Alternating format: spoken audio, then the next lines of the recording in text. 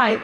How many women we know have the privilege to talk about periods, their reproductive health, and sexual health in the presence of a male? Not many. Why? Because periods have always been tabooed and stigmatized. And I don't really think the problem is with the period blood being impure. Because if that was the case, we would have not celebrated the birth of a baby born from the same flesh and blood that flows out of your vagina. I'm Noureen, co-founder of FemiSafe. So menstruation is and was never a source of impurity.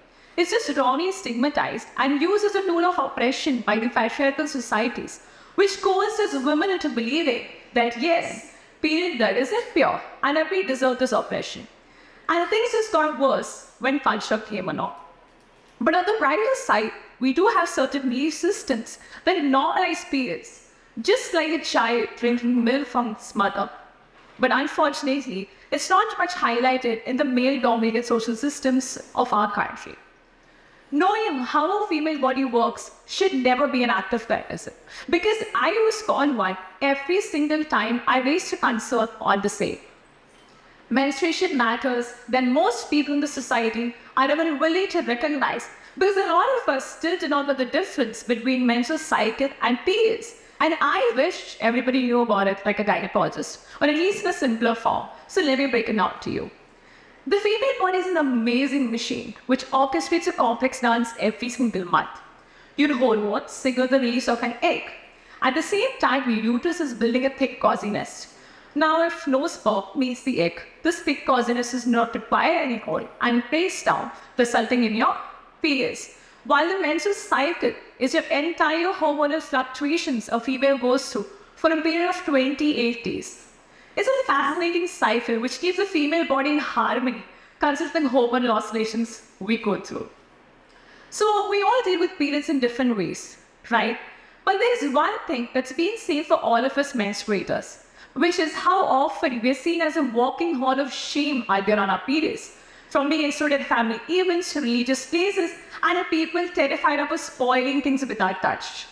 Menstruation not being recognized and embraced comes with huge problems. One of them being improper menstrual hygiene management. 70% of menstruators in our country cannot even afford period products, especially the ones that have to be bought every single month, putting them in a position to use toxic homemade products like old rags, hardened clay, and even leaves. Yes, you heard me right. Now, for those who can afford, disposal becomes a big problem, which is why 12.3 billion disposable sanitary pads are added to our Indian landfills annually. Now, how many of us women have faced rashes, itching, foul smell, and nudity during our periods? Men, right? So this is where the holy grail comes into picture. The revolutionary menstrual cup. So I learned about menstrual cups around 7 years back. And unlike many, I did not follow the myths and stigmas. Rather, the kid in me got curious because this product comes to break the biggest stigmas we all have been believing since generations: hymen breaking and virgining. So without wasting any further time, I started my research, and my mind was blown by the working mechanism of a menstrual cup. When a menstrual cup actually collects the blood, unlike a sanitary pad which absorbs the blood, then gets exposed to air, causes rashes, itching, and foul smell. Not just that, the comfort a menstrual cup gives you, the lifetime cost, and not needing to sweat thinking about how to dispose it, tell me about it. And the most thing that I loved about a menstrual cup is how you can sleep, dance, swim, and even do a somersault while on your period. Now that's what I call a liberation. Guess what interested me the most? How the erosion of menstrual cups is going to make those furious who decide a girl's worth by the penetration of not anything other than that happens on her wedding night. I mean, why have you been giving a tiny innocent memory all these years, associating it with virginity, when the only job of your hymen is to protect your vagina from wild orgasms? And FYI, your hymen is not a seal. It only partially covers your vulva. And sometimes, during any form of penetration, if there's no lubrication, your hymen might tear or stretch, but it never breaks. So what's this whole virginity thing?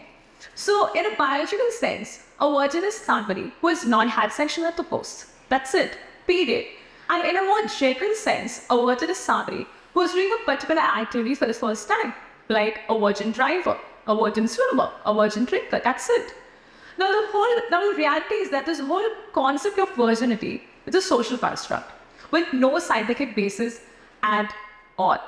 And relying on the presence or absence of hymen as an indication of virginity is misleading. And it only reinforces toxic social and cultural expectations in a woman, because a woman's worth does not lie in her vagina. So knowing all these things, I always wanted to propagate this information to a larger corpus, because amplification of the right information is the key to educate masses. And that's what we have been trying to do with KMCE, making it an impact-driven brand. As someone once said, the change starts with you, men in the audience. The change can start by you being an ally with the women and challenging the stereotypes towards women. By you being that guy who hands over a peanut product to your friend, girlfriend, wife, sister, mother when she needs one. By creating safe spaces for women to talk about periods and their body without being judged or ridiculed. Above all, by educating yourself and throwing away your fear of being judged for standing up for this. Let's be the driving force towards change and create a world where a woman's worth is not tied to her body. Let's make period talk the new normal, and let's empower individuals to define their own worth. Thank you for your time, guys. Thank you.